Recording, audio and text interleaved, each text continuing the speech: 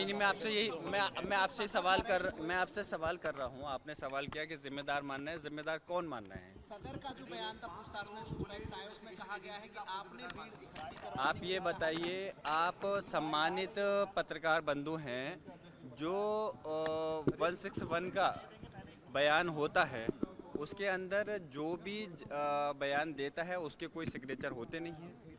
Police लिखती है और माननीय न्यायालय के अंदर उसकी कोई वो नहीं होती तो इसलिए जो बयान मजिस्ट्रेट के सामने होंगे वो माने जाएंगे।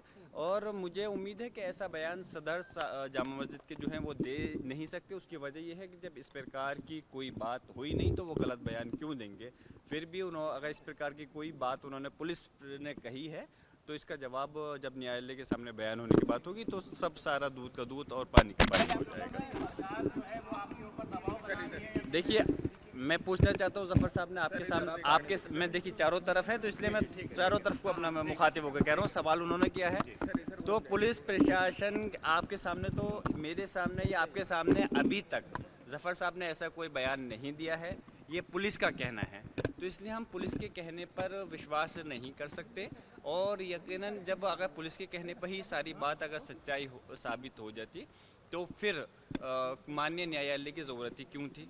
तो इसलिए जो चीज़ की सच्चाई होनी है, जो रिपोर्ट लिखी गई है ये वो है, तो उसको साबित न्यायालय के अंदर करना है कि उसके अंदर क्या सच्चाई है और क्या गलत। भाई साहब, क्या पुलिस और प्रशासन आपको फ्रेम करना चाह रही है? ऐसा लगता है फ्रेम करना चाह रही है आपको?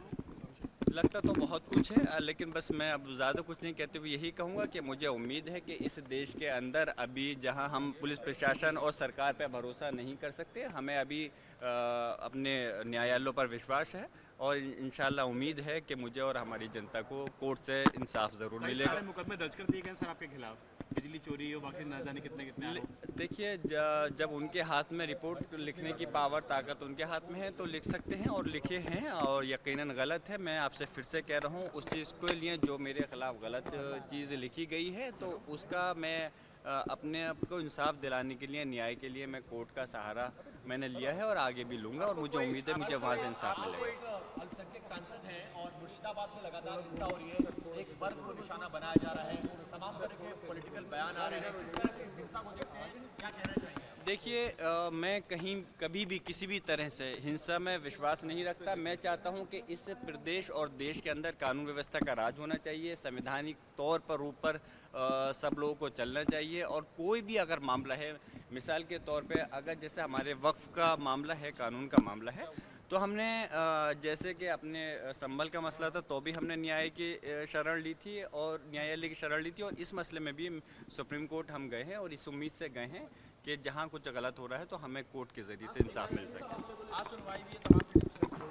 हाँ, सुनवाई है, उसके अंदर मैंने भी पिटीशन दायर की है और यकीनन यही इसी उम्मीद से की है कि उसके अंदर कि इंसाफ मिल सके। मैंने भी सुलेमान साहब ने पिटीशन दायर की थी और उसकी मेरी तरफ से वो सलमान खुर्शीद साहब जो हैं वो इस केस को देखेंगे, लड़ेंगे, और इंशाल्लाह उम्मीद करता हूँ कि न्यायालय से हमें इंसाफ मिलेगा।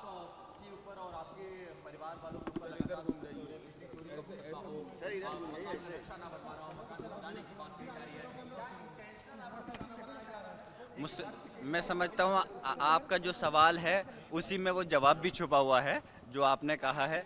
मैं आपसे यही कह रहा हूँ, जो आपने सवाल किया है उसी के अंदर जवाब भी मैं शुक्रिया अदा करता हूँ। आपने जो कहा यकीनन कहीं ना कहीं इसमें वो चीज़ नज़र आती है, और हाँ, यकीनन ये चीज़ है, और आप लोग इसको सिर्फ मैं और आप ही नहीं कह रहे, इस बात को पूरा प्रदेश और देश इस बात को देख भी रहा है।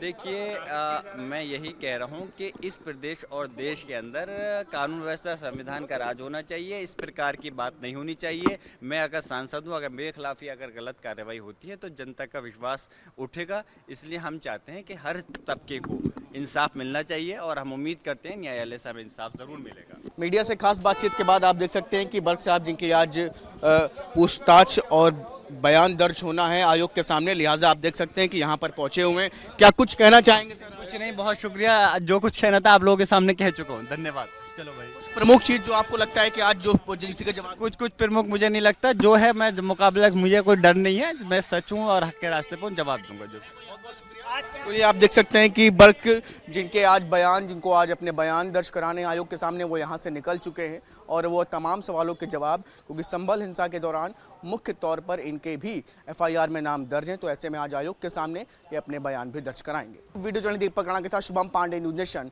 लखनऊ।